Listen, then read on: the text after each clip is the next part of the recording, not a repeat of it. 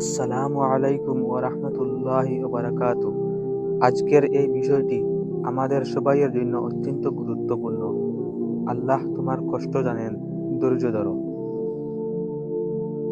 জীবনে যতই কঠিন সময় আসুক, আমরা যেন জানি আমাদের প্রতি আল্লাহর করুণা এবং তার অবগাহন সবসময় আমাদের সঙ্গে আছে। এই বিশ্বাস আর ধৈর্যের শক্তি থেকেই আমরা সকল পরীক্ষায় উত্তীর্ণ হতে পারি। আজ আমরা আল্লাহর জানার ব্যাপার, ধৈর্যের গুরুত্ব এবং বাস্তব জীবনে ধৈর্য ধরে কিভাবে আল্লাহর কাছে সহজতা আশা করতে পারি সেটা বিস্তৃতভাবে আলোচনা করব।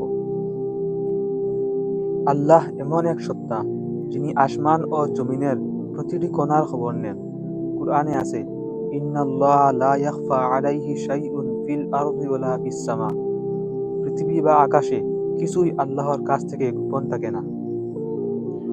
মানুষের চোখে আমাদের চোখের পানি দেখা নাও যেতে পারে, বুকের ব্যথা কেউ বুঝতে পারে না, এমনকি আমরা হাসির আড়ালে লুকিয়ে রাখলেও আল্লাহ সব দেখেন। তিনি শুধু জানেনই না, তিনি আমাদের সাথে থাকেন। উদাহরণ, ধরুন একজন কর্মচারী প্রতিদিন কঠোর পরিশ্রম করে কিন্তু পদোন্নতি হচ্ছে না। সহকর্মীরা উপহাস করে, তুমি এত কাজ করো তবুও তোমার কিছুই হলো না।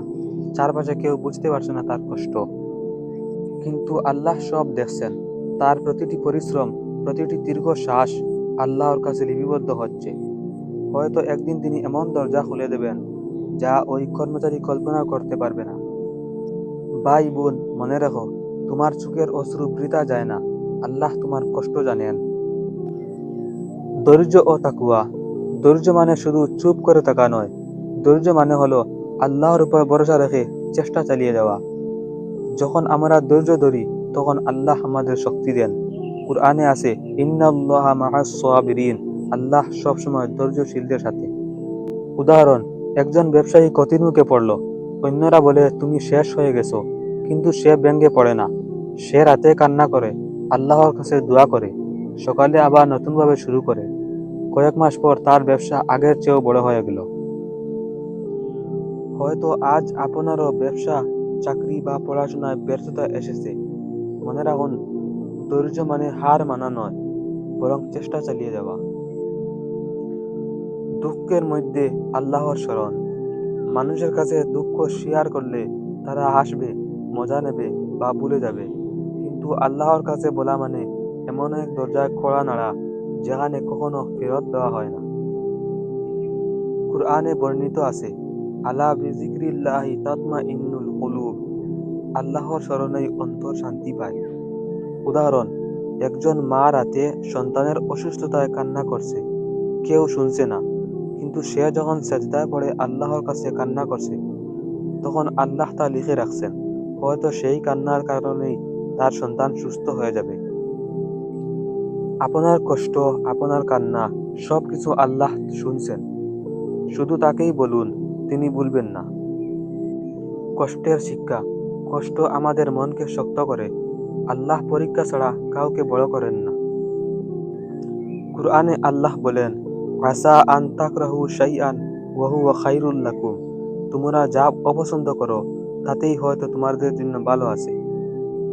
উদাহরণ, একজন শিক্ষার্থী পরীক্ষায় ফেল করলো, সবাই হাসলো, কিন্তু ওই ফেল তাকে নতুনভাবে চেষ্টা করতে শেখালো। কিছুদিন পর সে এমন সাফল্য পেল যা অন্যদের চেয়ে অনেক বেশি। আপনার কষ্ট আসলে আপনার শিক্ষক। আজকের অশ্রু আগামীকালের শক্তি। কষ্ট ও প্রতিফলন। আমরা অনেক সময় বলি, কেন আমার সাথে এমন হলো, কিন্তু মনে রাখুন, আল্লাহ আমাদের চেয়ে ভালো জানেন। উদাহরণ, একজন চাকরিজীবী হঠাৎ চাকরি হারালো। তখন মনে হলো শেষ হয়ে গেল, কিন্তু কয়েক মাস পর সে এমন ভালো চাকরি পেল যা আগের চেয়ে অনেক উত্তম। তখন সে বুঝল আগের ক্ষতি আসলে নতুন সুযোগের দরজা খুলেছিল। আপনার জীবনে যা করছে সব আল্লাহর পরিকল্পনা। হয়তো আজ বুঝতে পারছেন না, কিন্তু কাল বুঝবেন আল্লাহর রহমত কত বড় ছিল। দোয়া ও মানসিক শক্তি। দোয়া হলো আল্লাহর সাথে সরাসরি কথা বলা। আমরা যখন কষ্টে দোয়া করি তখন মনে হয় আমি একা নই, আমার সাথে আল্লাহ আছেন। উদাহরণ, একজন বাবা অসহায় হয়ে শুধু হাত তুলে বললেন, হে আল্লাহ, আমাকে সহায়তা করুন। কয়েক ঘন্টার মধ্যেই এমন সাহায্য এলো যা সে কল্পনাও করতে পারেনি। হয়তো আপনার জীবনেও এমন হবে, আজ কান্না করবেন, কাল হাসবেন, কারণ আল্লাহ আপনার দোয়া শুনছেন। সংক্ষেপে মনে রাখুন, আল্লাহ তোমার কষ্ট জানেন, তিনি তোমার কান্না শুনছেন, তোমার দুঃখ জানেন এবং তোমার ধৈর্যের ফল দেবেন। তাই হতাশ হবেন না, দোয়া করুন, ধৈর্য ধরুন, আল্লাহর উপর ভরসা রাখুন। প্রতিটি কষ্টের বিনিময়ে আখিরাতে বিশাল পুরস্কার অপেক্ষা করছে। তাই কষ্টকে আল্লাহর হাতে সমর্পণ করুন। ইনশাআল্লাহ তিনি আপনার কষ্ট সহজ করে দেবেন।